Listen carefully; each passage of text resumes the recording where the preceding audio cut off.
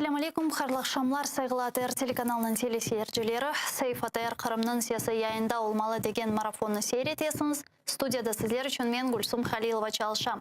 Невбетеке 30 даққа дебамында Қырым ве Қырым етрафындаки сонки хаберлерні музакере етежекміз. Ен баштан яйынымызға Роман Спиридоновны бағлайық. Бізі мұхбиріміз, бізлерге заман информацион программаларына не ақында тариф етежеклеріні айтмаға азыр. Рома, селям алейкум, бұйыр.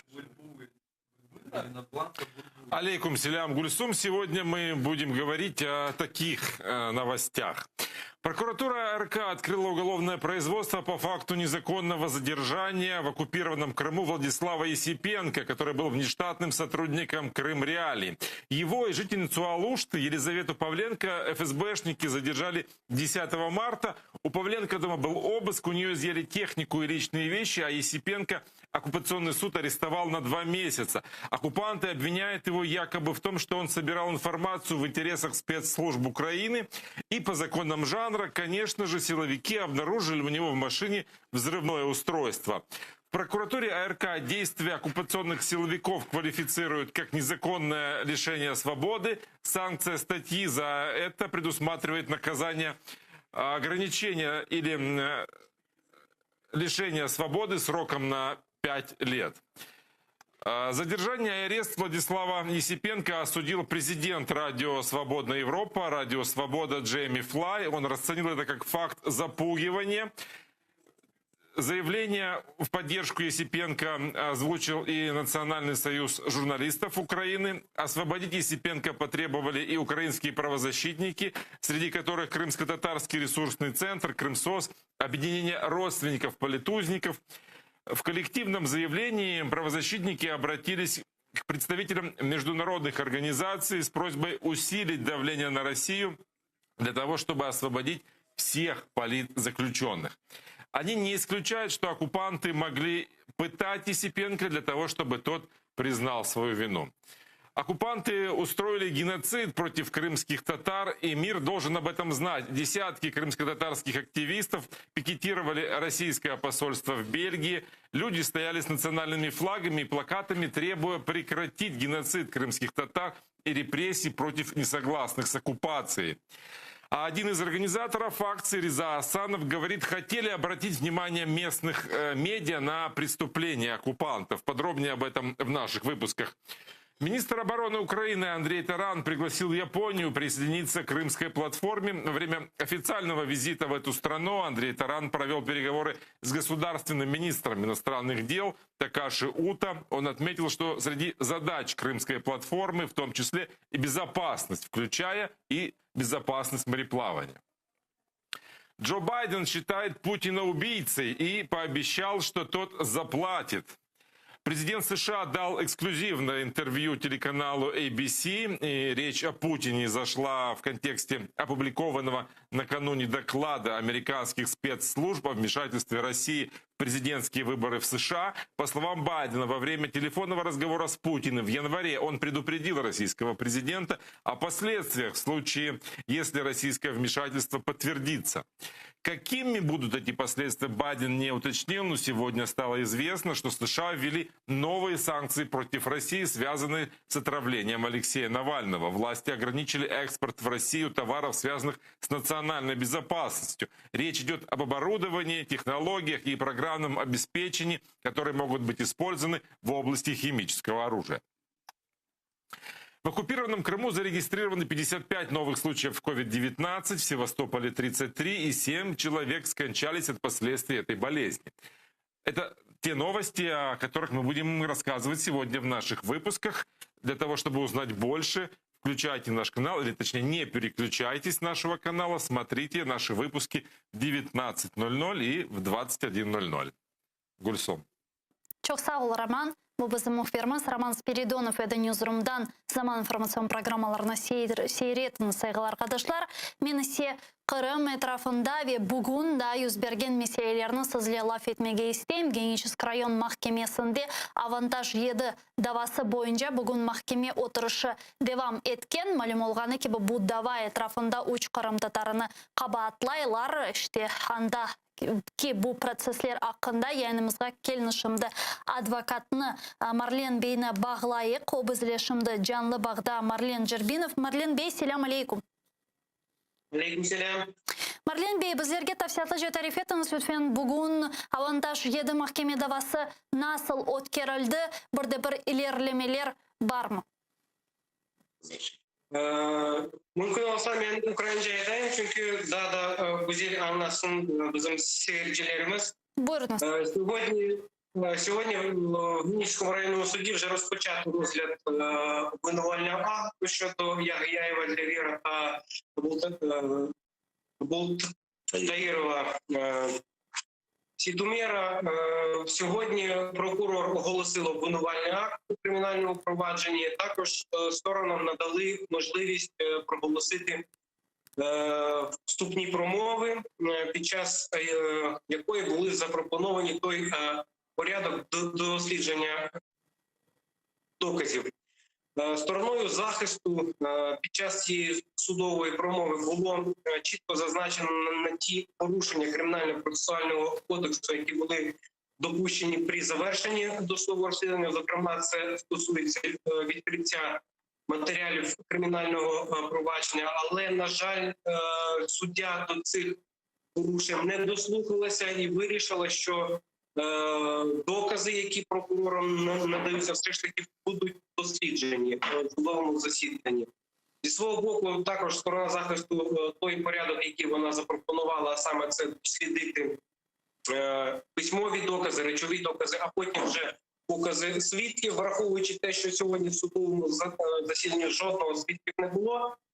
Однак з незрозумілих причин прокурором запропоновано спочатку допитати свідків, а потім вже всі інші докази. І це, в принципі, стало причиною відкладення судового засідання аж на 21 травня цього року на 9 годину. Сіздің фікіріңіз және не үшін чозалар, яда чозмайлар шымды бұл даваны не үшін 21 күнге қадар мына кечірділер майыс айына?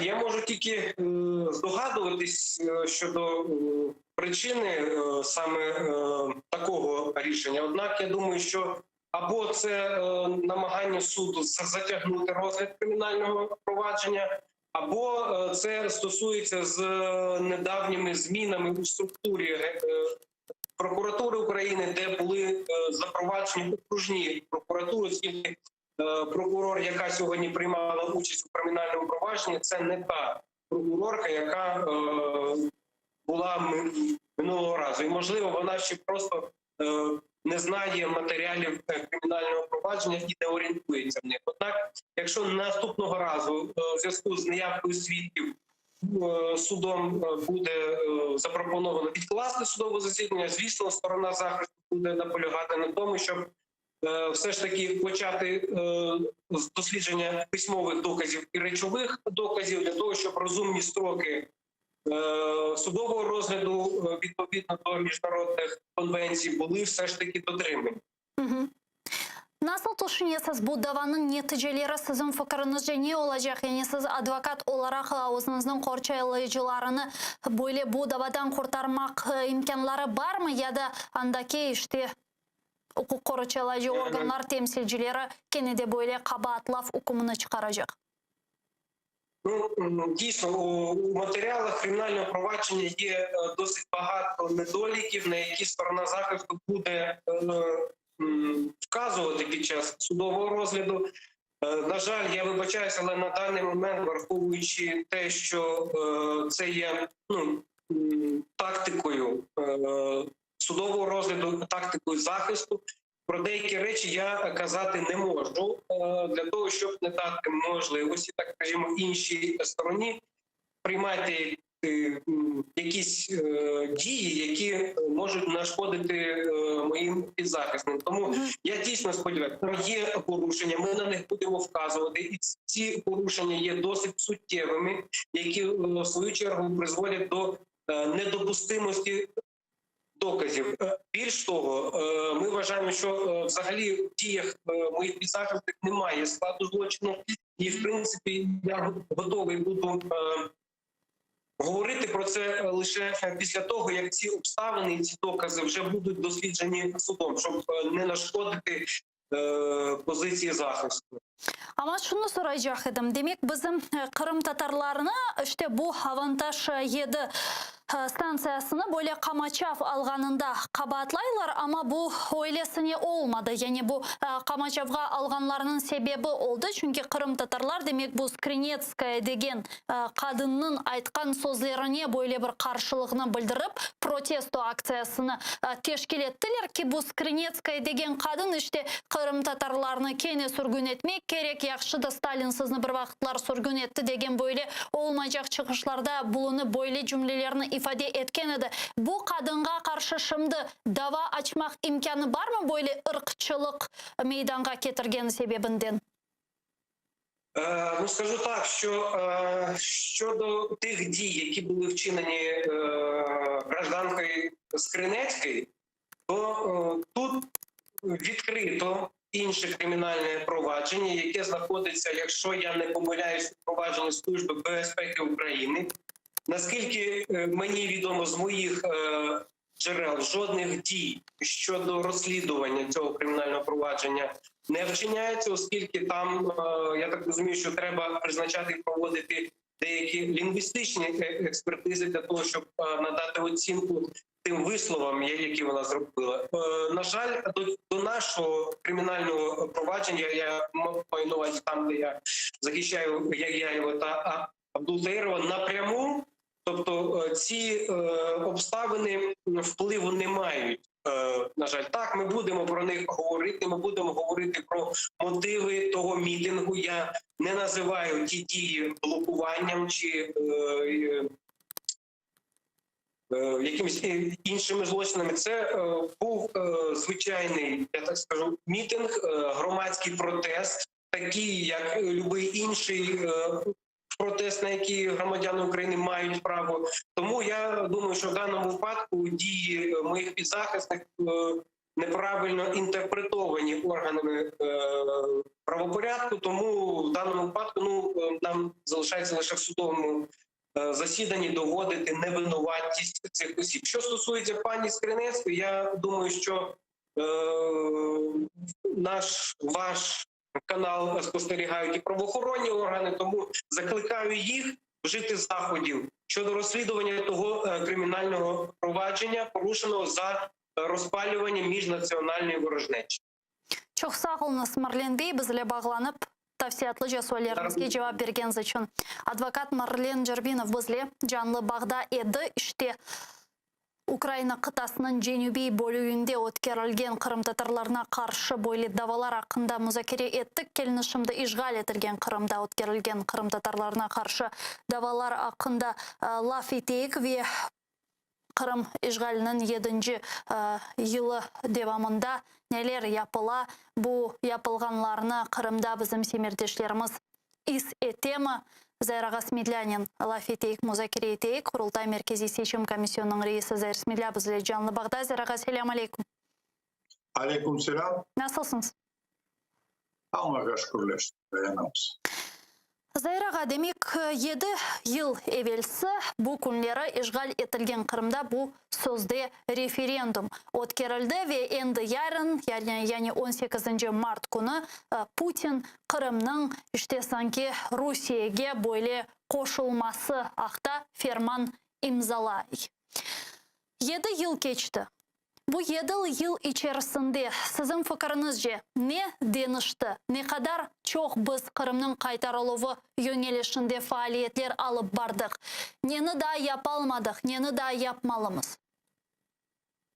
Біріншіден, bu 7 yılın arasında asıl da demek bizim halkımızda ve başka Kırım'da yaşayan sakinlerge de asıl hükümet tarafından bir yaxşılık görünmedi.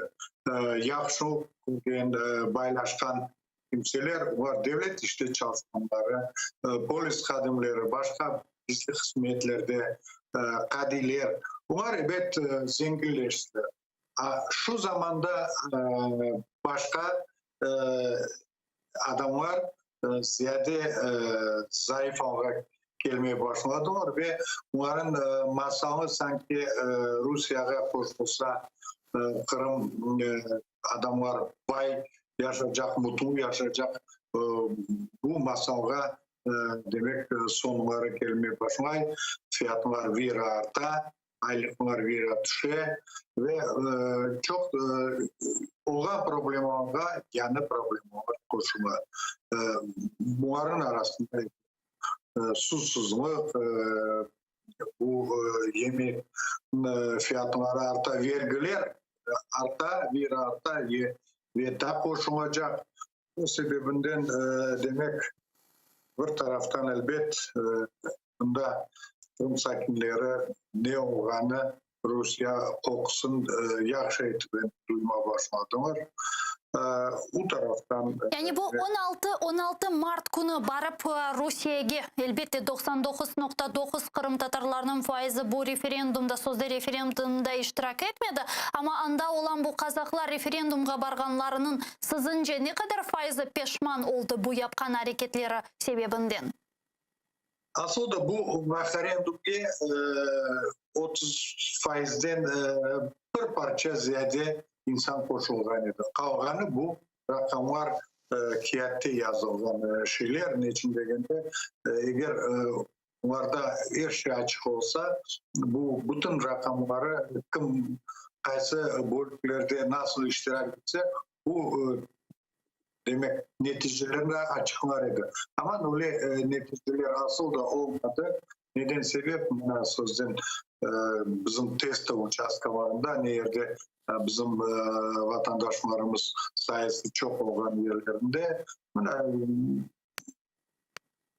demek %80% olan yerlerde %90 olan yerlerinde ve bir iki tane bizim Kırım Tatar demek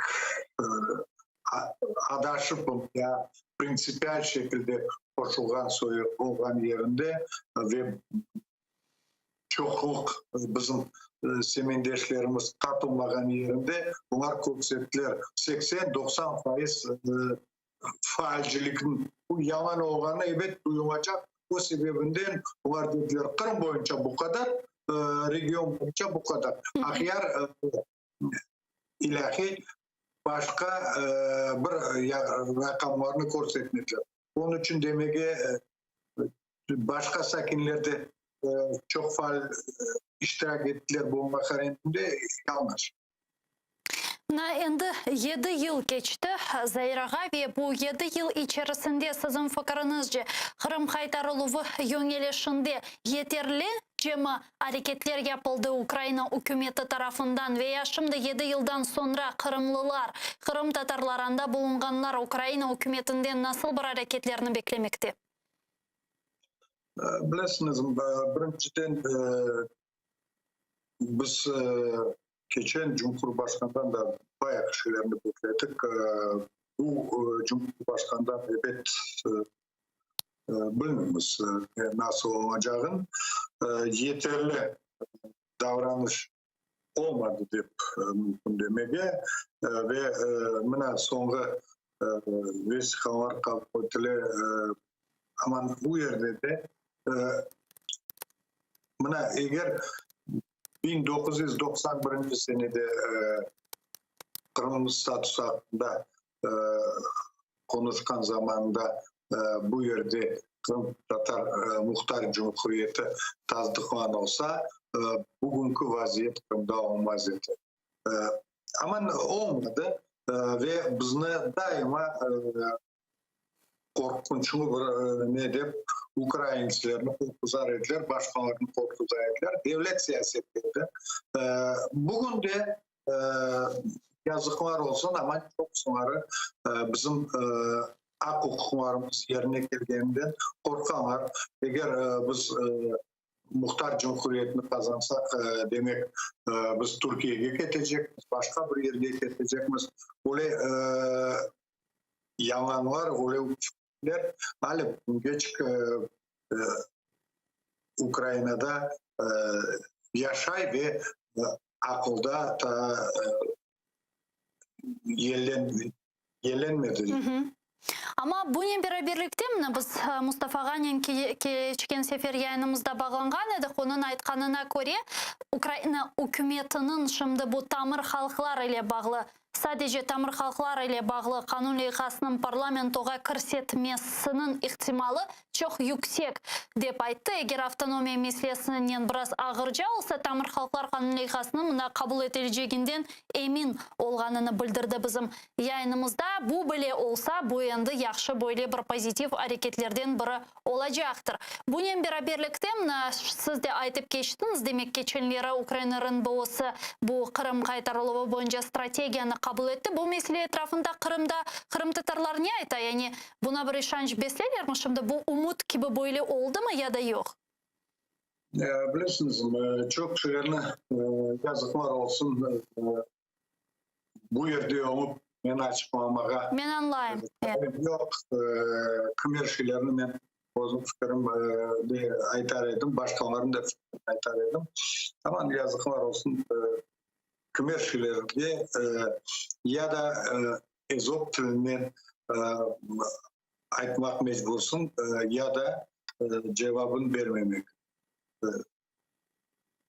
O sebepten bu mesele boyunca biraz sükunetini saklayık öyle olsam, Nazayir ağa, bunun beraberlikte su meselesi kerginleşmege devam etti. İşgal etilgen Kırım'da ki biz erkun böyle haberlerini alamız de bir su anbarı kurudu, de bir gol kurudu, de su yetişmeyi bir yerlerde insanlar sadece kunde 2-3 saat dep suvunu koreler, diğerleri korseler bile bu su endi kirli kele musluklardan degen haberlerini alamız. Su ile vaziyetini siz nasıl kıymet kesesiniz? Hakikaten de mi öyle zor şimdi suvun vaziyet ve gelecekte öyle olsa yazın bile ne olacak? Çünkü turistler de benim anlağanıma göre gelmeye başlayacak.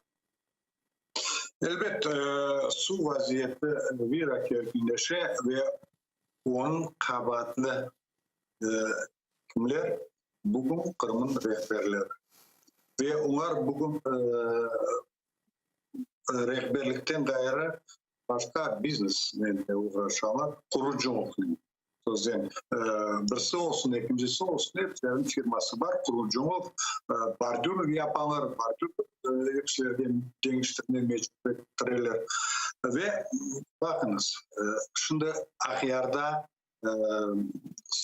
nüfusu 2 defa arttı desem yanlış değildir.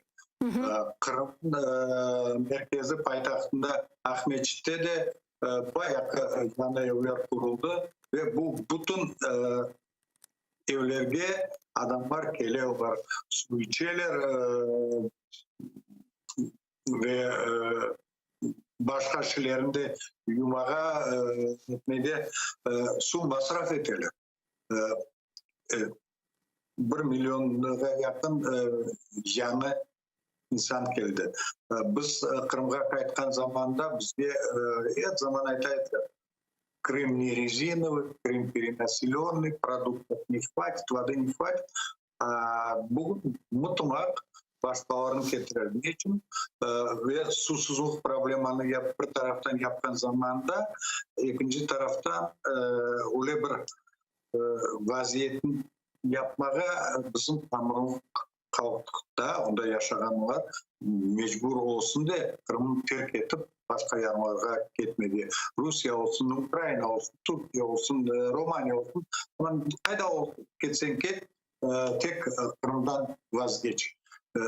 Bir taraftan bu Katerina siyaseti Kırımski Tatar Ali bu devam etti ve onların yapkan hareketler orman, çamur özenlerin bir taraftan ikinci tarafa bırakı ondan sonra tam ters bu artizyan ambarlardan yer astından skvajinalardan sunu çıkarıp onu sözden Titanga Armyansk bu zavoduna, kumana başka yerlerge harbi çok askerler yaşayan yerlerde kumana ve bugün başka bir ne Kırım ona keşke etti. Ondan soň susuzlukka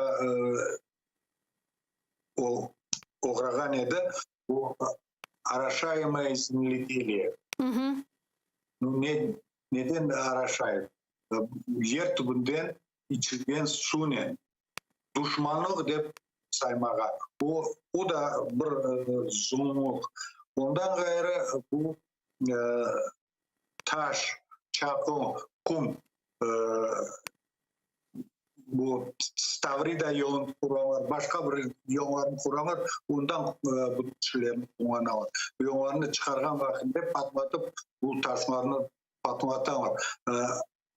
Bilemiz, bu dağlar var, suyun akkumulirovat toplap demek yer aslında doldurada işte. Bugün mahsus böyle hareketler evet Kırım'ın tabiatın zayıf hale getirecek. Fakat Kırım sanatoriy olarak başka bir şey gerek yok. Onların birinci maksadı Крым непотопляемый авианосец без всяких там мирных жителей. Bütün yerde askerler olmak gerek ve demek başka bir kimse gerekmiyor. Bunda Rusya'dan getirgen bu yaş korantaların nelerini onun ikinci maksadı terk etip gitsek onlar bizim yerine gelip son dünyanı böyle bir alga getirip yaxşı biz razımız gelin sende kanun boyunca bir uygun olarak bütün şey yaxşı temiz referandum yapayıp Kırım Tatarlar olmasa, başkanlar olmasa yani sakinler Rusya'dan gelip onlar ne diyecekler? Evet, onlarınki olsun diye. Onun için bu bütün vaziyet bir maksadını bizden Kırım vazgeçmek gerek ve biz de Kırım'dan vazgeçmek gerekmez. Onlar indi özüne almak gerek. Ama bu maksatlarga erişip olamazlar biz bunu sizden. İnşallah ben eminim ben tekrardan bizim Tamırın hakkımız var. Kendi devletçiliğimizde ve inşallah olur. Çok sağ olun Zeyrağa. Bu suallerimizge böyle teferruatlı şekilde cevap bergeniz için büyük teşekkürler. Zeyr İsmail'a Kurultay Merkezi Seçim Komissiyonu'nun reisi bizle canlı bağda edi. Sayılı arkadaşlar, men sizden sağlıklaşmayayım. Sadece konuşkence dep ayttam. Birkaç saniyeden sonra ATR telekanalının yayınını Zaman informasyon programması devam ediyor. ATR ile olunuz. Konuşkence.